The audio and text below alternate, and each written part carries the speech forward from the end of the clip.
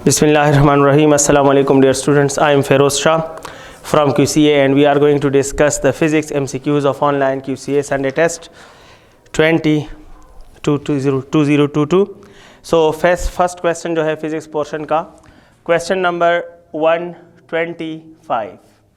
Question number 125 in the test, when diameter of a pipe become 4 times the speed of fluid become what?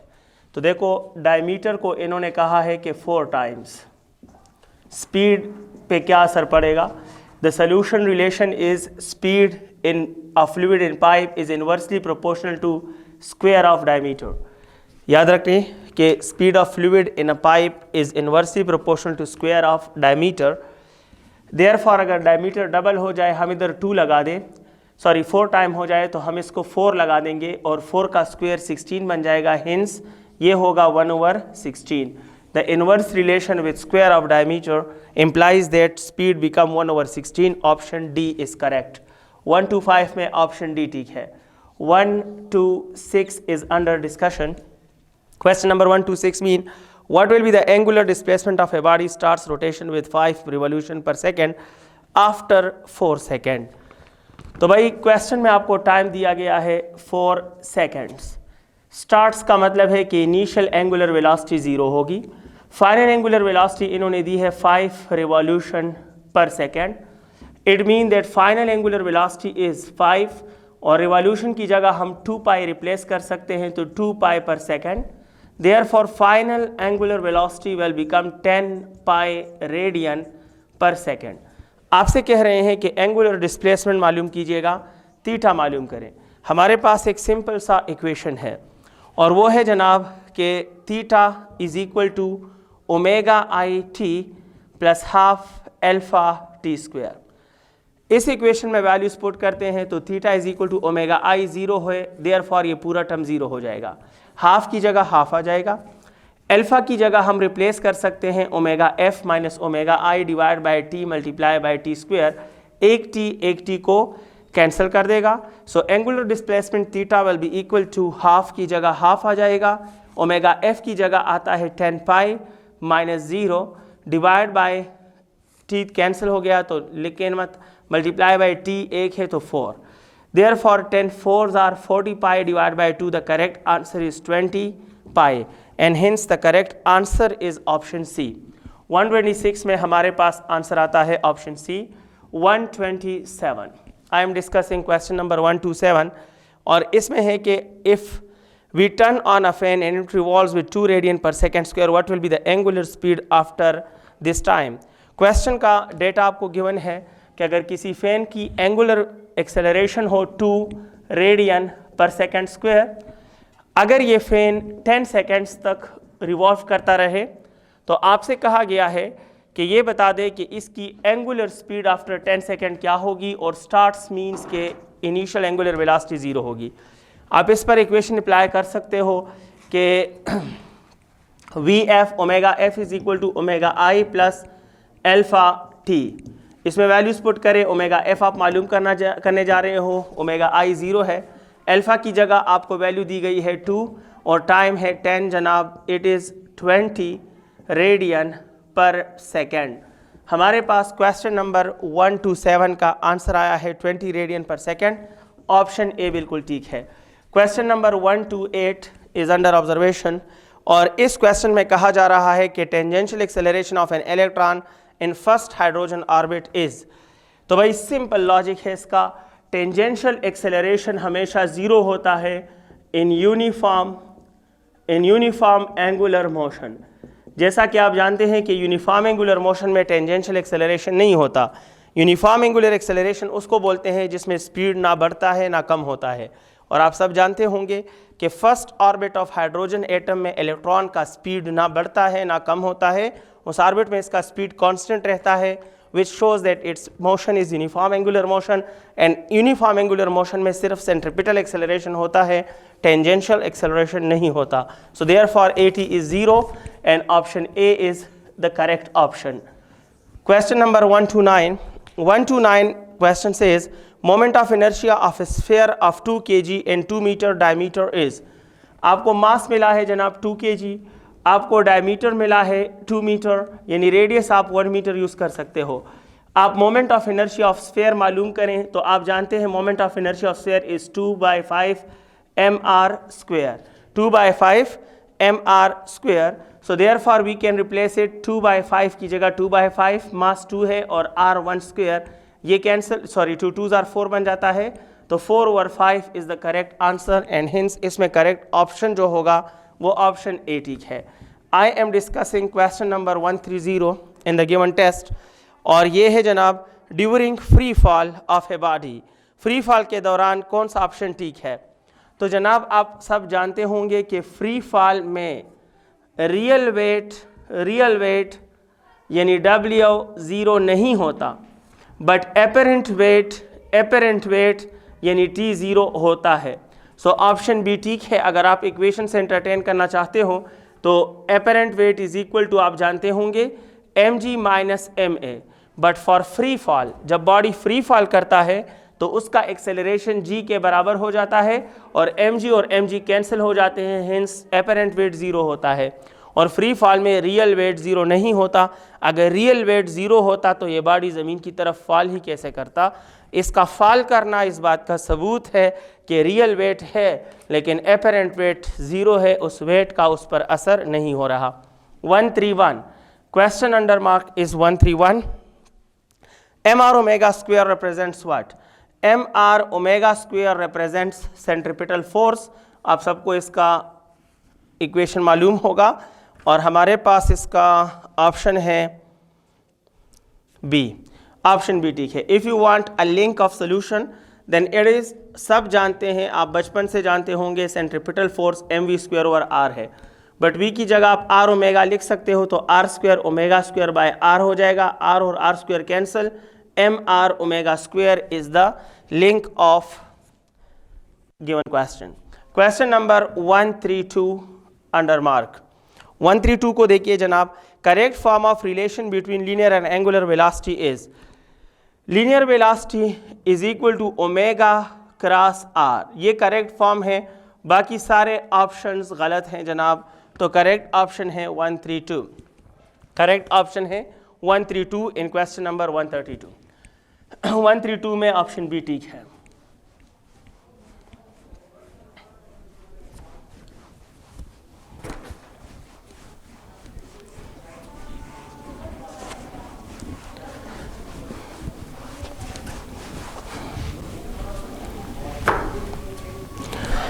One 133 हम discuss करने वाले हैं। Question number 133 में क्या है? Orbital speed of satellite does not depends upon mass of satellite. The orbital speed of satellite का basic equation है g mass of earth divide by radius of orbit. तो इसमें मास ऑफ सैटेलाइट नहीं है, this implies that it does not depends upon the mass of satellite, hence option B is tick। 134 the length of arc for a revolving body is double of radius in 2 seconds, what is the angular speed? आप बताओगे angular speed क्या है। Time आपको दिया गया है 2 seconds और theta के बारे में आपको इंफॉर्मेशन दिया है कि थीटा ऐसा है कि लेंथ ऑफ आर्क जो है वो डबल ऑफ रेडियस है। वो क्या है जनाब? Double of radius. थीटा के बारे में आपको कहा कि डबल ऑफ रेडियस है। आप ओमेगा मालूम कर रहे हो, हम सब जानते हैं कि omega is equal to theta by T के बराबर है। हमने पढ़ा है कि थीटा होता है एस डिवाइड बाय आर के बराबर, एस डिवाइड बाय आर के बराबर और टी की जगह टी। सो हम इस इक्वेशन को लिख सकते हैं S divide by R T, S divide by R T, omega is equal to S divide by R T, omega is equal to, अब एस के लिए उन्होंने कहा double of radius, so we can replace it by 2r। नीचे r है और time भी 2 है, 2 2 cancel, r cancel, it mean 1 radian per second. The correct answer is 1 radian per second. 135 is under discussion. What will be the number? इसमें option 134 में option ठीक था ए, option A ठीक है। और 135 कहता है कि what will be the number of turns if a body rotating with 2 revolution per second is stopped in 10 seconds. Time आपको दिया है 10 सेकेंड। स्टॉप का मतलब है कि फाइनल एंगुलर वेलोसिटी हो गई है 0। इनिशियल एंगुलर वेलोसिटी आपको दी गई है कि 2 रिवॉल्यूशन पर सेकेंड, ये है 2 रिवॉल्यूशन पर सेकेंड। तो आपसे कह रहे हैं कि नंबर ऑफ टर्न्स कितने होंगे, what will be the number of turns, theta की वैल्यू बता दो। Number of turns mean number of revolutions, number of revolutions. Number of revolution मालूम करने के लिए आप पहले अल्फा मालूम कीजिएगा, तो you will get alpha is equal to omega F minus omega I divide by T, और हमें अल्फा मिल जाएगा ओमेगा एफ है 2 minus 0 by 10, it mean it is equal to alpha is equal to 1/5, और 1/5 I think बनता है 0.2, 1/5 इसको हम इस तरह, हाँ 0.2 बनता है। तो अल्फा जो है वो 0.2 के बराबर है।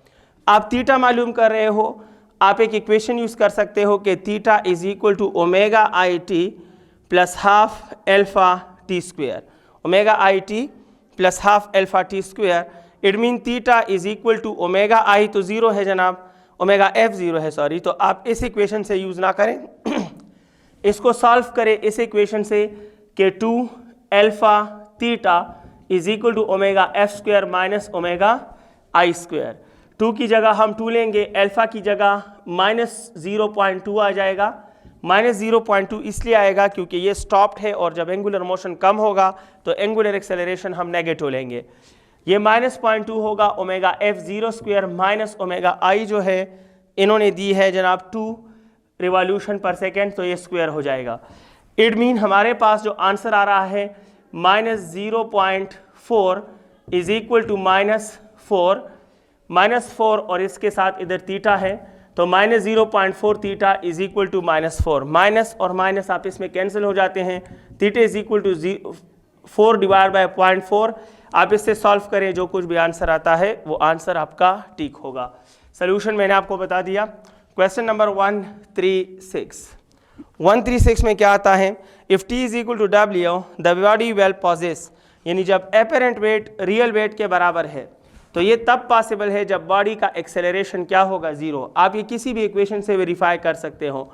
एपरेंट वेट और रियल वेट का आपने एक इक्वेशन पढ़ा है, T is equal to W minus M ए।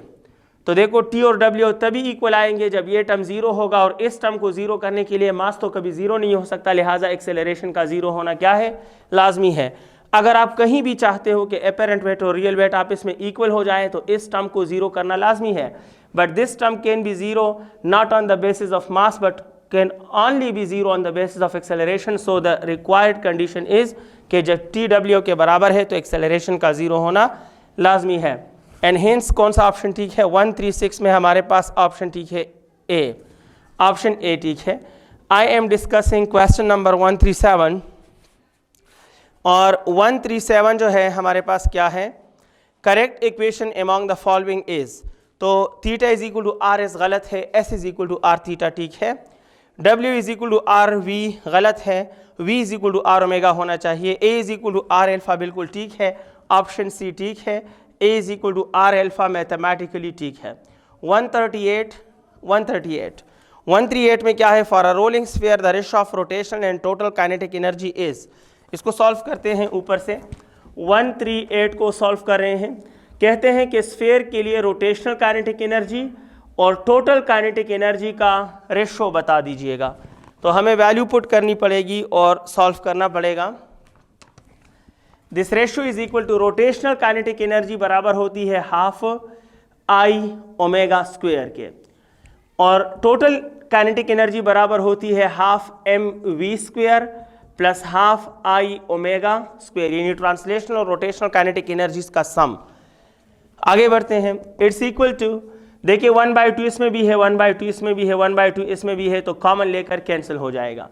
हम ले सकते हैं आई की जगह, चूंकि स्फीयर है तो 2/5 और m r square omega square divided by m की जगह m, v की जगह r ओमेगा लिख सकते हो, तो ये r स्क्वायर ओमेगा स्क्वायर बन जाएगा, प्लस i की जगह 2/5 आएगा उसी तरह, और एम आर स्क्वायर आएगा और ओमेगा स्क्वायर आएगा।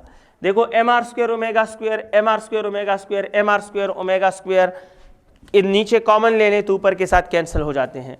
ऊपर का जो फिगर रहता है वो हमारे पास है कि 2/5, नीचे का जो फिगर हमारे पास रहता है वो है जनाब 1 + 2/5, 1 + 2/5 हमारे पास आता है।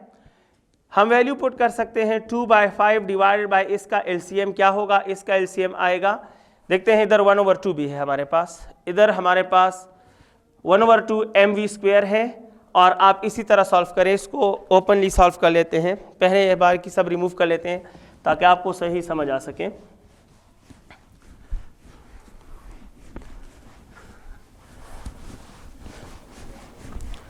Question number 138 is under discussion और 138 में हमें कहा गया है कि फर्ज करो ये एक स्फीयर है, डिस्कस कर लेते हैं इसको, और ये स्फीयर आगे बढ़ रहा है रोलिंग करते हुए।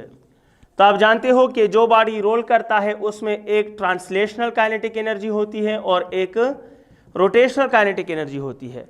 इन्होंने ऐसा नहीं कहा कि इनके रोटेशनल और ट्रांसलेशनल का रेशो बता दो, इन्होंने कहा कि इस रोटेशनल का इस टोटल के साथ रेशो बता दो, यानी दोनों के सम के साथ।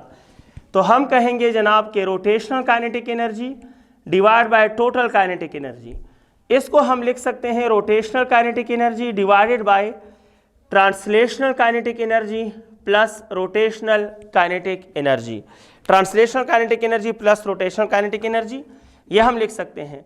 इसके अलावा हमें इस रेशो की वैल्यू मिलेगी इस तरह, rotational by total is equal to, rotational kinetic energy का फॉर्मूला होता है हाफ I ω², ट्रांसलेशनल का फॉर्मूला है हाफ mv² प्लस रोटेशनल का एक बार फिर फॉर्मूला है हाफ I ω²। तो जनाब वैल्यूज अभी कैंसिल मत करें, सब वैल्यूज पुट कर लेते हैं, बाद में कैंसिल कर लेते हैं। हाफ की जगह हाफ रहेगा। जब स्फीयर की बात आती है तो मोमेंट ऑफ इनर्शिया होता है 2/5 mr², ω² अपनी जगह पे लॉन्च होगा, divided by it is equal to, हमारे पास आंसर होगा, इधर होगा 1/2 अपनी जगह पर, m अपनी जगह पर, v² की जगह r ω लिखते तो स्क्वायर इसको r² ω² बना देगा, प्लस 1/2 अपनी जगह पर, I की जगह एक बार फिर आएगा 2/5 mr² ω², mr² ω²। देखिए जनाब mr² ω², mr² ω² और mr² ω² कैंसिल हो जाते हैं। यहाँ पर हमारे पास 1/2 है, यहाँ हमारे पास ये 2 और 2 कैंसिल हो जाते हैं, तो ऊपर रह जाता है 1/5। नीचे देखते हैं क्या रहता है, देखो ये 2 और 2 कैंसिल हो जाते हैं, तो 1/2 इधर रहता है प्लस 1/5 इधर रहता है। अब इनका एलसीएम ले लीजिएगा, तो ये 1/5 अपनी जगह पे डिवाइड बाय, इनका एलसीएम आता है 10, 2 और 5 का एलसीएम 10, 10/2 तो 5, 5 1s are 5 plus 10/5 2, 2 1s are 2, हमारे पास आएगा 1/5 डिवाइड बाय 7/10। 1/5 अगर हम ये डिवीजन मल्टीप्लाई में चेंज करें तो ये 5/7 बन जाएगा, and hence the correct option will B 5/35। हमारे पास आंसर रहेगा 5/35, अगर मैं कैलकुलेशन में गलत नहीं हुआ। ऊपर 2 तो नहीं है, 2 कैंसिल हो चुका है। The correct option is 5/35। अगर इसमें नहीं है तो आप ये कैलकुलेशन काइंडली एक बार फिर चेक करें। मेरे जहन में आ रहा है कि इससे 2:7 आना चाहिए, यहाँ मल्टीप्लाई डिवाइड में अगर आप सही तरह सॉल्व करें तो आई थिंक 2:7 आता है, नहीं तो 5/35 होगा, फिर इसमें आएगा नॉन ऑफ दीज। हमारे पास नेक्स्ट क्वेश्चन है 138। इस इधर कैंसिलेशन में आप केयर कीजिएगा प्लीज। 139, करेक्ट ऑप्शन इन 139 क्या होगा? 139 है कि during streamline flow 1000 kg of water enters in pipe 1, the volume of water coming out of last pipe is। अच्छा क्वेश्चन है, कहा जा रहा है कि कम्बिनेशन ऑफ पाइप्स हैं, पाइप 1 2 3 4 5, इधर से फ्लूइड का 1000 किलोग्राम इंटर हुआ वाटर का। बताओ कि इधर से जो फ्लूइड निकलेगा इसका वॉल्यूम कितना होगा, इसका वॉल्यूम कितना होगा? तो भाई सिंपल सा क्वेश्चन है, बहुत सिंपल क्वेश्चन है, और सिंपल क्वेश्चन ये है कि हम लिख सकते हैं density is equal to mass divide by volume. हमें वॉल्यूम चाहिए तो volume is equal to mass divide by density. Mass इन्होंने इंट्रेंस मास दिया, हमें तो एग्जिट मास चाहिए, लेकिन law of conservation of mass fluid flow पर एप्लीकेबल है। और इसका मतलब है कि जितना मास इंटर हुआ इतना मास बाहर भी आएगा, लिहाजा जो मास आपने मुझे स्टार्टिंग में दिया है वही मास मैं एग्जिट में इस्तेमाल कर सकता हूँ। देयरफॉर पुट इट, हम V लेंगे, V is equal to volume mass divide by density, ये भी 1000 है और डेंसिटी ऑफ वाटर भी अप्रॉक्सीमेटली 1000 है, it mean it is 1 metre cube and the correct option is option A ठीक है 140। Question number 140, what is the terminal speed of a drop form from 8 similar drops. आपका chapter number 6 में, chapter number 6 में ये जो question आया है ये चैप्टर नंबर 6 में ऑब्जेक्टिव नंबर 3, MCQ नंबर 3 है, प्रॉब्लम या न्यूमेरिकल नंबर 5 और problem number 7। MCQ number 3 in exercise, problem number 5 in exercise and numerical number 7 in exercise, ये तीनों एक आइडिया के हैं। इसमें आप प्रूफ करते हो कि जब 8 ड्रॉप्स आपस में कंबाइन हो जाएं, देखो मैंने कितने ड्रॉप्स कंबाइन किए 8, इनसे एक बड़ा ड्रॉप बन जाए तो इस एक बड़े ड्रॉप की टर्मिनल वेलोसिटी जो है वो इनिशियल टर्मिनल वेलोसिटी के 4 टाइम्स होगी। यह हम प्रूफ कर सकते हैं, यहाँ प्रूफ करूँगा, it will be a lengthy one. MCQ में आप हमेशा कोई ना कोई रेफरेंस याद करके यूज़ करते हो, कहीं से भी आपने कोई स्पेशल केस पढ़ा हो तो उसको एक रेफरेंस बनाकर माइंड में रखकर आप आगे केसेस सॉल्व करते हो। इस MCQ में कहा कि 8 ड्रॉप्स आपस में मिल चुके हैं, अगर इनिशियल टर्मिनल स्पीड 4 था तो फाइनल टर्मिनल स्पीड क्या होगा, तो इसको 4 पुट कीजिएगा, 4 4s are 16 बनता है and hence the correct option is 16। और इसमें आंसर 140 में हमारे पास आंसर क्या आएगा, it will be 16, option D बिल्कुल ठीक है।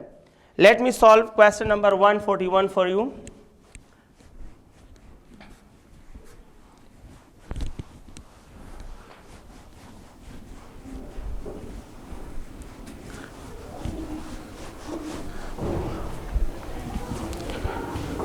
Question number 141 and 141 is the turbulent flow of fluid, बिगड़ा हुआ फ्लो होता है तो स्पीड वेरिएबल होता है, पाथ रैंडम होते हैं, स्पेसिफिक नहीं होते, लाउडनेस भी चेंज होता रहता है। ऑल ऑफ दीज यानी ऑप्शन डी ठीक है। 142 is under mark. Given figure में टोटल टार्क क्या होगा, तो भाई बहुत सिंपल लॉजिकल आपको बताता हूं। देखो पहले में है क्लॉकवाइज, दूसरे में है क्लॉकवाइज, तीसरे में है क्लॉकवाइज और माइनस लिखा है, तो minus clockwise mean anti clockwise. हालांकि फिगर बता रहा है कि ये क्लॉकवाइज रोटेट कर रहा है, एंटी क्लॉकवाइज नहीं, तो ऑप्शन सी बिल्कुल गलत, ऑप्शन डी बिल्कुल गलत, उसमें भी एंटी क्लॉकवाइज है, तो सी और डी तो बिल्कुल गलत है। अब ए और बी में कोई एक होगा, तो आसान तरीका इसका ये है कि आपको स्फेयर दिया गया या सर्कल दिया, डायमीटर इसका 2 दिया और दोनों साइड पर इक्वल फोर्स लगाया है। ये बात याद रखिए, जब दो अपोजिट साइड पर अपोजिट इक्वल फोर्सेस लग रहे हो तो वो कपल का काम करते हैं, और कपल में टोटल टार्क हमेशा बराबर होता है diameter versus force. Diameter versus कोई भी फोर्स आप ले लो, चाहे ये लोगे चाहे ये लोगे, बट डायमीटर वर्सेस फोर्स लोगे, तो टोटल टार्क डायमीटर हमारे पास 2 है जनाब, और ये 5 है, इट मीन ये 10 होगा। और डायरेक्शन आपको रोटेशन बता रहा है, देखो ये स्फीयर को ऐसे ही घुमा सकता है, and this direction is clockwise, so it will be clockwise. तो पॉजिटिव साइन के साथ क्लॉकवाइज होगा या नेगेटिव साइन के साथ एंटी क्लॉकवाइज होगा। ये 142 का क्वेश्चन नंबर 142 का आंसर है जनाब बी। 143 is under discussion and torque can also be defined as I alpha. Torque is equal to I alpha कहाँ से आता है जनाब, F is equal to M A से ही आता है। ये इसका नेमुल बदल, ये इसका नेमुल बदल, ये इसका रिप्लेसमेंट और ये इसका replacement. It is the mathematical form of second law in linear motion and it is the mathematical form of second law in angular motion. Option A बिल्कुल ठीक है। 144 moment of inertia of a body about an axis of rotation is. तो भाई moment of inertia का complete mathematical form होता है constant mr², लेकिन जब तक आप बॉडी के शेप को स्पेसिफाई ना करो तब तक आप कांस्टेंट को 1 कंसीडर कर सकते हो।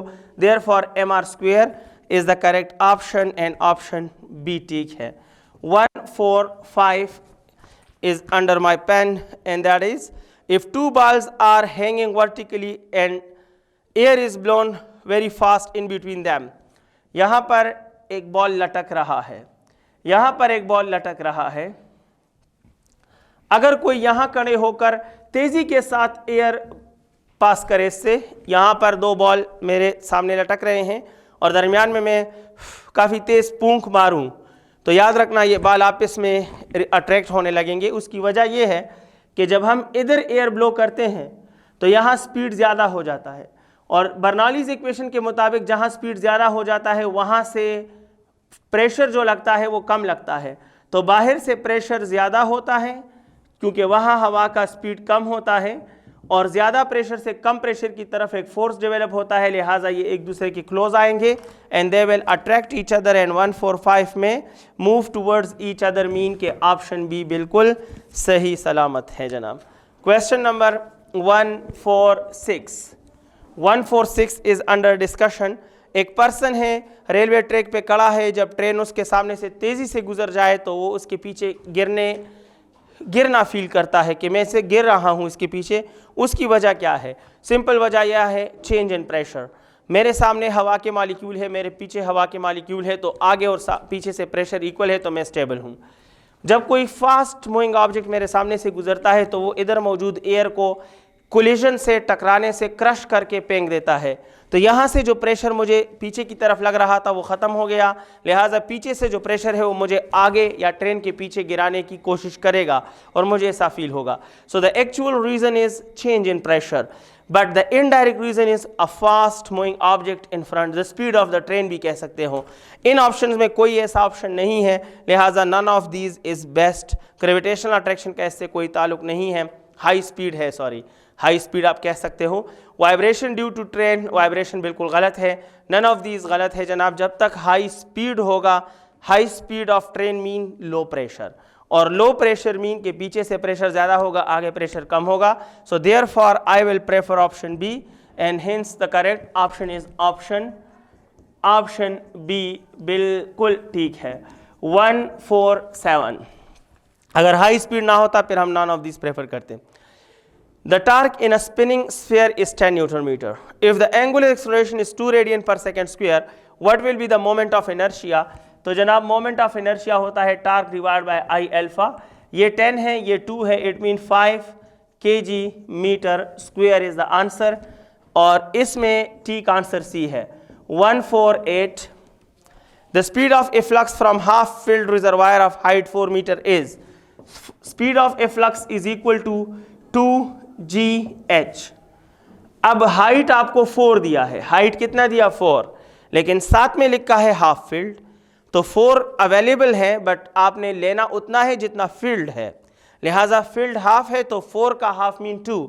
देयरफॉर आपने 4 नहीं बल्कि क्या पुट करना होगा, आपने पुट करना होगा 2 पुट करना होगा, and hence the correct answer is 4g under the root. ये नेट की बात नहीं, स्पीड ऑफ एफ्लक्स की बात हो रही है, और 148 में आप पुट करोगे जनाब option B. 149 is on the board. 149 terminal speed of a body depends upon nature of fluid, बिल्कुल करता है, साइज ऑफ बॉडी बिल्कुल करता है, ग्रेविटी बिल्कुल करता है, all of these. Question number 149 में डी, आपको सबूत चाहिए होगा तो आपके सामने इक्वेशन लिखता हूँ 2/9 rho by eta R square G. Nature of fluid viscosity show करता है, size of body radius show करता है, और ग्रेविटी के लिए जी आया है। इट मीन कि terminal speed depends upon gravity, size of body and nature of fluid, तीनों ठीक है और ऑप्शन डी बिल्कुल ठीक है। Question number 150 is under discussion.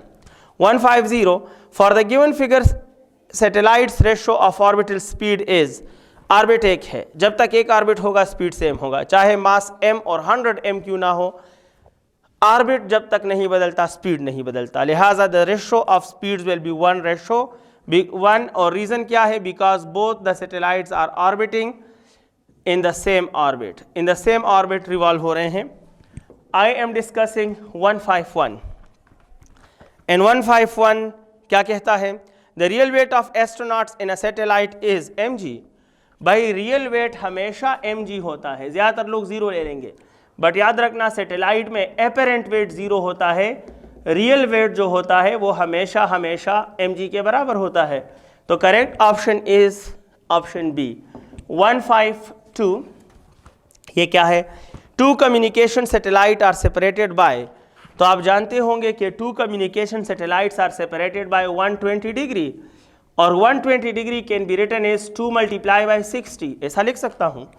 ऐसा मैंने क्यों लिखा? क्योंकि 60 का रेडियन में सबको पता होता है। सो देयरफॉर 2 की जगह 2 और 60 degree is pi by 3। Hence the correct answer is 2 pi by 3 radian and correct option is सी।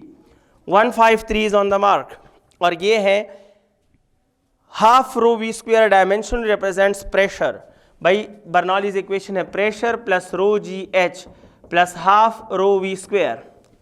तो देखो अगर पहला टर्म प्रेशर है तो दूसरा भी प्रेशर होगा और तीसरा भी क्या होगा? प्रेशर। तो half rho v square actually represents pressure. Option D ठीक है। 154 is on the target. An elevator is moving down with a speed of 9.8 metre पर। स्पीड दिया है, एक्सेलरेशन नहीं दिया। इन एक्सेलरेशन 0 है, और जब एक्सेलरेशन 0 है जनाब तो फिर क्या होगा? फिर एपरेंट और रियल वेट बराबर होंगे। The apparent weight of m will be equal to mg। Hence option A ठीक है। As v is equal to 9.8 and acceleration is not mentioned, a 0 है, therefore apparent weight is equal to real weight is equal to mg।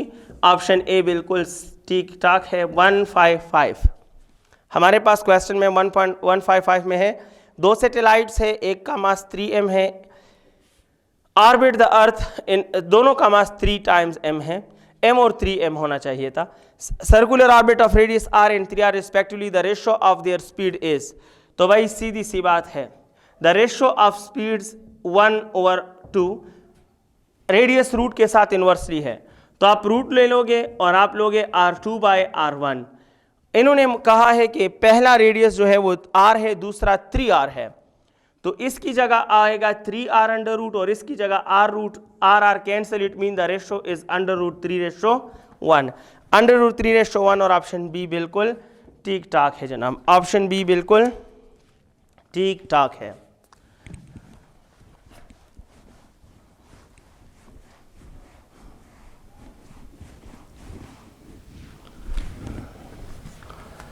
Question number 156।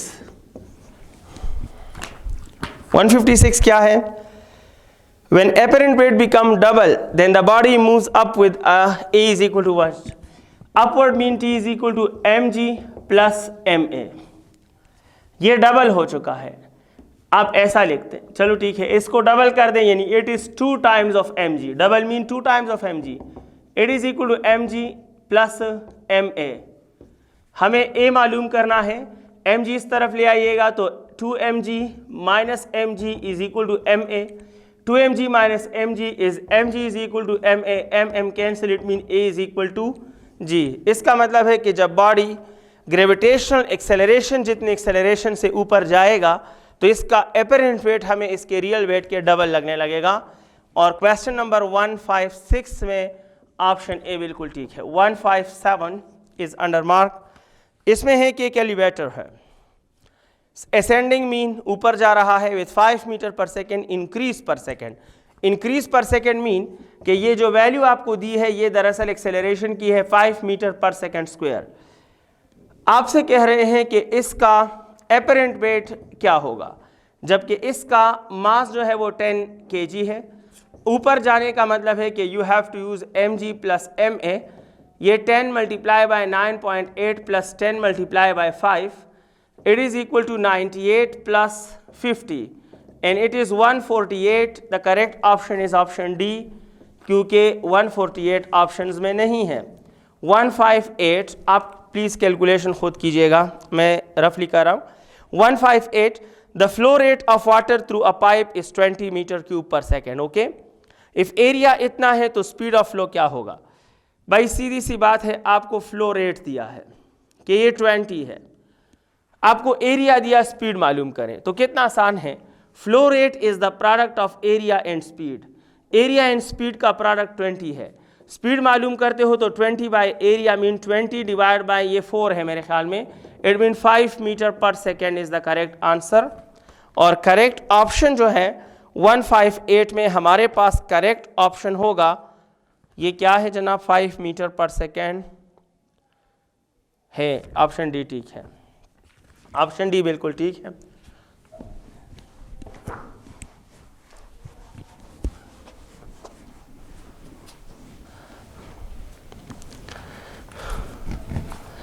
Discussing question number 159 इसमें है कि two levels of fluid are 10 meter apart, what will be the net pressure. तो जनाब fluid का net pressure हमेशा होता है rho ji H, where H is the difference in the two levels. तो rho G 10, it mean 10 rho G. It is the correct answer and the correct option is 159 में आता है 10 rho जी। हाँ, तो जी की वैल्यू आप 9.8 पुट करें तो ये 98 रो बन जाएगा, and hence the correct option will be C. 160, what will be the direction of angular velocity. Figure ऐसा है जनाब, एक्सिस ऑफ रोटेशन दिया है और कहा कि एक्सिस ऑफ रोटेशन नॉर्थ और साउथ पर फैला हुआ है। बॉडी इस तरह है, ये रोटेशन कर रही है ऐसे। रोटेशन का डायरेक्शन आपको ये मिला। एंगुलर वेलोसिटी के लिए हम राइट हैंड रूल इस्तेमाल करते हैं। जब हम ये नॉर्थ ये साउथ फर्ज करें, पेज के लिए, आपके पेज के लिए कह रहा हूँ, तो मैं ये हाथ इस तरह रखूंगा रोटेशन। अगर रोटेशन ऐसे होता फिर मुझे हाथ ऐसे रखना पड़ता, then angular velocity will be towards south. Now in this current situation angular velocity will be directed towards north. तो जनाब इसमें करेक्ट ऑप्शन है north, and it is according to right hand rule। 161 palm rule भी बोलते हैं। 161 the torque acting on geostationary satellite is 0। भाई satellite uniform angular motion करता है और यूनिफॉर्म एंगुलर मोशन में टार्क हमेशा 0 रहता है। इसमें भी जनाब ऑप्शन सी ठीक है। 162 diameter of pipe is double of diameter of pipe 2, ठीक है। What will be the correct relation among speeds. तो जनाब speed in pipes is inversely proportional to D square. अब रिलेशन ऑफ स्पीड्स लेना है, कितना आसान होगा। हम कहेंगे v1 over v2 is equal to, चूंकि इनवर्स रिलेशन है तो d2 स्क्वायर ऊपर लेंगे और d1 स्क्वायर नीचे लेंगे। ये सबसे इजी मेथड यही है। तो जनाब v1 ओवर v2 का रेशो या रिलेशन मालूम करने के लिए d2 की वैल्यू कहा गया है कि diameter of pipe 1 is double है, तो मैं d2 की जगह d लिख लेता हूं और d1 की जगह 2d स्क्वायर लिख लेता हूं। ये बन जाएगा v1 over v2 is equal to d square divide by 4d square. ये और ये कैंसल, क्रॉस मल्टीप्लाई करें आपको मिलेगा v2 is equal to 4 times of v1 and the correct option is again C. Question number 163 और 163 क्या है। A falling raindrop acquires terminal velocity on account of drag force, viscous force of air, option A बिल्कुल ठीक है। 164 The time period of hour hand of a clock is 12 hour। एक चक्कर घंटों का hour का hand एक चक्कर पूरा करता है तो 12 hour लगते हैं। It means the time period of hour hand is 12 hour and hence option A ठीक है। 165 the dimensional formula of angular acceleration is, चूंकि angular acceleration होता है यूनिट इसका रेडियन पर सेकेंड स्क्वायर है, रेडियन सप्लीमेंट्री है, डायमेंशन में use नहीं होता, तो यह बनेगा t-2 and hence option B ठीक है। 166 की तरफ जाते हैं और the orbital speed of satellite revolving orbit of height equal to radius of earth is. तो इसको ड्रा करना ज़रूरी है, हम रिमूव कर लेते हैं बकायजात।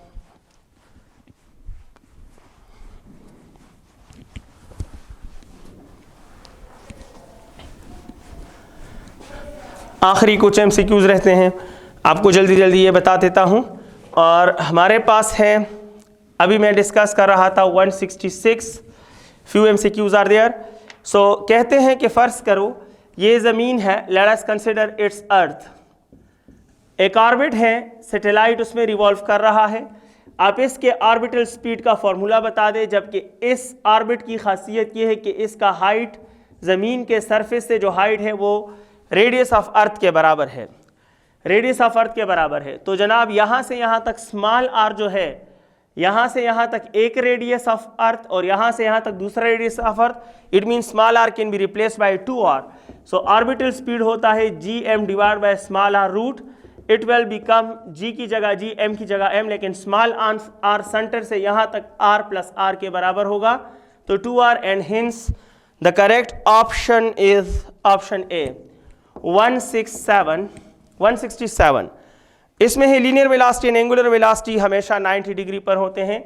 जब आपने कहा कि v is equal to omega cross r, तो आप सब जानते हैं कि क्रॉस प्रोडक्ट के आउटपुट्स और इनपुट्स आपस में हमेशा 90 डिग्री पर होते हैं.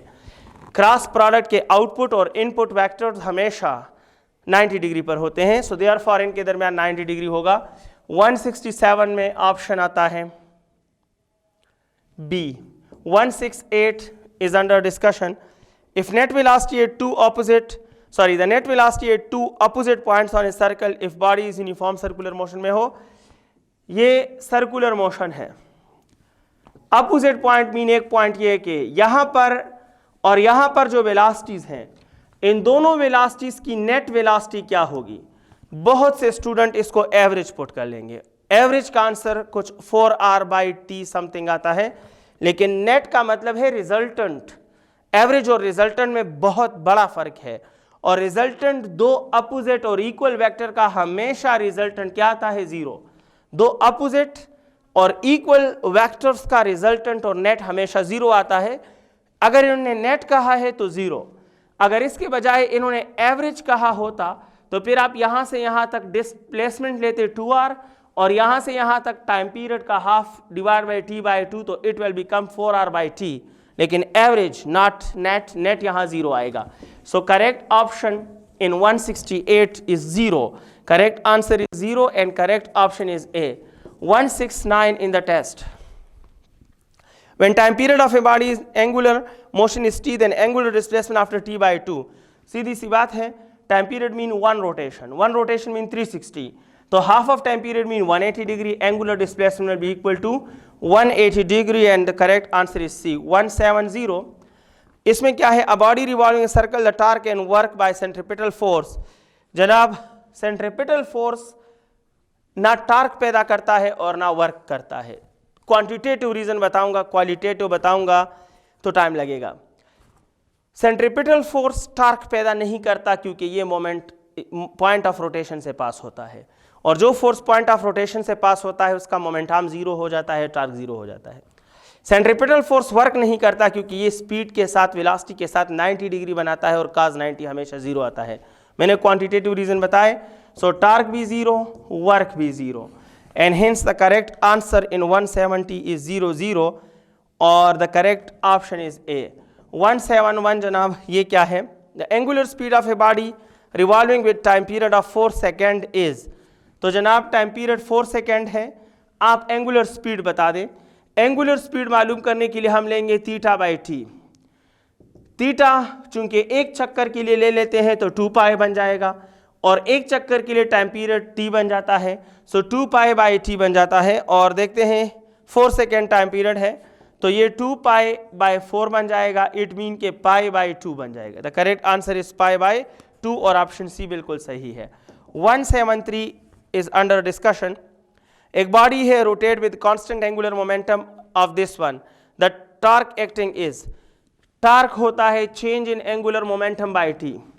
तो जहां एंगुलर मोमेंटम में चेंज होगा वहां टॉर्क होगा, जहां एंगुलर मोमेंटम में चेंज 0 वहां टॉर्क 0, यहां टॉर्क 0 होगा. और करेक्ट आंसर जो है, क्योंकि उन्होंने कहा कांस्टेंट है तो 0, तो ऑप्शन सी बिल्कुल ठीक है. I am discussing question number 174, और ये है जनाब 5 क्वेश्चन रहते हैं. 174 एक बॉडी है, सॉरी एक ऑब्जेक्ट है, travels around a circle of radius 4 metre with the velocity of this one. What is the angular speed? तो एंगुलर स्पीड होता है v/r, और वैल्यूज मुझे याद नहीं रहे क्या वैल्यूज दिए हैं. 4 मीटर 2, ये 2 है, ये 4 है, इट मीन 1/2. करेक्ट आंसर होगा 1/2, और ऑप्शन सी ठीक है. 175 मेरे डिस्कशन में है. Which of these quantities is constant uniform circular motion? Uniform circular motion में कोई वेक्टर कांस्टेंट नहीं होता. लीनियर वेक्टर, कोई लीनियर वेक्टर कांस्टेंट नहीं होता. अगर होता है तो स्केलर कांस्टेंट होता है. तो वेलोसिटी गलत है, एक्सेलरेशन गलत है, डिस्प्लेसमेंट गलत है, सिर्फ स्पीड ही कांस्टेंट रहता है. और 175 में स्पीड यानी ऑप्शन ए बिल्कुल ठीक है 176। इसमें क्या कहा, which of these quantities impact centripetal force, किस क्वांटिटी का सेंट्रीपिटल फोर्स पे असर होता है, तो वो होता है जनाब mv²/r, मास का, स्पीड का, रेडियस ऑफ कर्वेचर का, all of these. It mean correct option is D, 177 is on the mark. An increase in magnitude of which quantity cause reduction in centripetal force. तो देखो अगर R को हम increase करेंगे तो ये इसको reduce करेगा. It mean the correct answer is radius of curvature, option B बिल्कुल ठीक है। 178 आखिरी 3 questions। 178 the ratio of angular speed of minutes hand and seconds hand is, तो जनाब angular speed of minute and angular speed of second, इसको हम लेंगे theta by T by time period, इसको हम लेंगे थीटा बाय टाइम पीरियड, एक एक चक्कर देते हैं, theta by time period multiply by time period over theta, theta theta cancel, लेकिन ये टाइम पीरियड मिनट का है, ये टाइम पीरियड सेकंड का है, ये अब सेकंड का हो गया, ये मिनट का, तो time period of second hand बनता है 3600 सेकेंड्स और ये बनता है 60, लिहाजा minutes 60 minute, time period of minutes hand 60 minutes है, लेकिन time period of seconds hand जो है वो कितना बनता है, 60 सेकेंड्स बनता है, सॉरी, तो ये जनाब है 60 सेकेंड्स, ये 60 सेकेंड्स बनता है और ये बनता है 60 मिनट्स, तो 60 मिनट्स 3600। अब ये इसको कैंसिल करो, मेरे ख्याल में 1/60 आता है। वंस अगेन एक रिक्वेस्ट है कि आप कैलकुलेशन को केयरफुली करें, because I am in a hurry but you will have to solve it correctly accurately. तो आप मेरे पास कैलकुलेशन में गलती से मेरा कोई नुकसान नहीं होता, आपको मेथड समझा दिया दैट्स ओके, लेकिन आपके पास कैलकुलेशन में गलती की गुंजाइश नहीं होती। तो मैं तो आपको मेथड बता रहा हूँ, कैलकुलेशन बिल्कुल 1% एक्यूरेसी के साथ आगे बढ़ा रहा हूँ, आप काइंडली कीनली इसको सॉल्व करें, मेरे ख्याल में आंसर ठीक होगा 1:60। मेरे पास ऑप्शन बी आ रहा है, मेथड आप समझ रहे हैं, आप इसको कैलकुलेट सही कीजिएगा। When speed of rotating object increases, torque acting on it, जब speed of rotating object increase हो रहा है तो torque क्या होगा, 0 होगा, सवाल ही पैदा नहीं होता, torque ही तो increase या decrease लाता है, तो गलत है, पॉजिटिव होगा।